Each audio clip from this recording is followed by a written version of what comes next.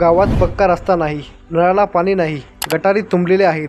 पण गावचे सरपंच मात्र नव्या कोऱ्या गाडीत फिरतायत आणि ग्रामसेवक साहेब तर महिन्यातून एकदा ग्रामपंचायतीत दर्शन देतात. कधी विचार केलाय का आपल्या गावाच्या विकासासाठी सरकार जो कोट्यवधी रुपयाचा निधी देतो तो नेमका जातो कुठे? सरपंच आणि ग्रामसेवक हे गावाचे राजे आहेत की सेवक? आणि सर्वात महत्त्वाचं, एका सामान्य गावकऱ्याने या दोघांना त्यांच्या कामाचा जाब कसा विचारायचा? नमस्कार मित्रांनो, आज आपण बघणार आहोत ग्रामपंचायतीचा आणि गावाच्या विकासाचा हा झोल. व्हिडिओ शेवटपर्यंत बघा, कारण हा व्हिडिओ तुमच्या गावाचे भविष्य बदलू शकतो.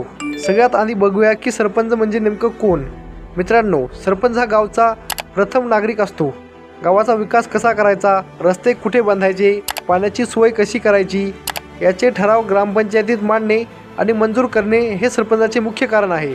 पण एक गोष्ट लक्षात ठेवा, सरपंच हा राजा नाहीये, तो गावकऱ्यांनी निवडून दिलेला प्रतिनिधी आहे. त्याला मनमानी पद्धतीने कुठलाही खर्च करता येत नाही. प्रत्येक सभेला ग्रामसभेची म्हणजे पूर्ण गावकऱ्याची मंजुरी लागते. आता येऊया ग्रामसेवकाकडे. बऱ्याच लोकांना वाटतं की ग्रामसेवक हा सरपंचाचा माणूस आहे, पण अजिबात नाही. ग्रामसेवक हा जिल्हा परिषदेचा सरकारी नोकर असतो. तो ग्रामपंचायतीचा सचिव म्हणजे सेक्रेटरी असतो. गावाच्या विकासासाठी जो पैसा येतो त्याचा पायीचा हिशोब ठेवणे, जन्ममृत्यूची नोंदी करणे, शासनाच्या योजना जसे घरकुल, पेन्शन लोकांपर्यंत पोहोचवणे ही ग्रामसेवकाची ड्युटी असते. पण होतं काय, अनेक गावात ग्रामसेवक साहेब ग्रामपंचायतीत बसतच नाहीत, ते थेट तालुक्याच्या ठिकाणी राहतात. मग अशा वेळी या दोघांची मनमानी कशी थांबवायची? आता सगळ्यात महत्त्वाचा मुद्दा, जर गावात काम होत नसतील तर एक सामान्य नागरिक म्हणून तुम्ही जाब कसा विचारू शकता? तुमच्याकडे 3 अत्यंत महत्त्वाची हत्यारे आहेत. पहिलं म्हणजे ग्रामसभा नियम सांगतो की वर्षातून किमान 4 ग्रामसभा झाल्याच पाहिजेत. 26 जानेवारी, 1 मे, 15 ऑगस्ट आणि 2 ऑक्टोबर. ग्रामसभा ही ग्रामपंचायतीपेक्षा मोठी असते.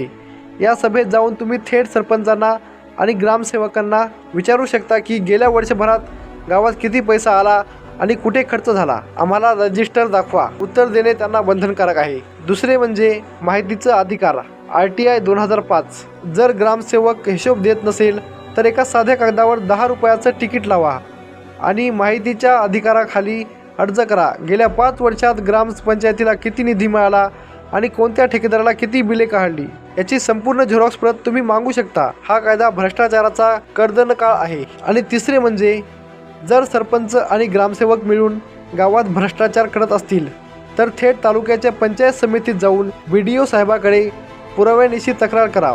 जर आरोप सिद्ध झाले तर सरपंचाला पदावरून काढले जाईल आणि ग्रामसेवकाला सस्पेंड केलं जाऊ शकतं. मित्रांनो, गाव आपलं आहे, पैसा आपला आहे, मग आपण गप का बसायचं?